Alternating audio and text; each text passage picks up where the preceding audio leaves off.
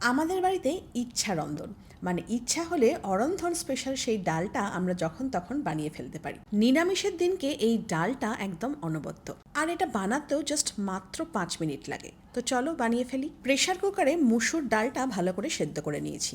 কড়াইতে দিয়ে দিচ্ছি সর্ষের তেল আর ফোড়ন দিচ্ছি দুটো তেজপাতা আর অল্প একটুখানি জিরে। এই ছোট্ট কড়াইটা প্রাপ্তিবুড়ি আমাকে গিফট করেছিল, ওর মতনই কিউ। এরপর সেদ্ধ করা ডালটা এর মধ্যে দিয়ে দিচ্ছি। দেখো ডালটাতে কিন্তু জল খুব অল্প, একদম থকথকে ঘন জিনিসটা।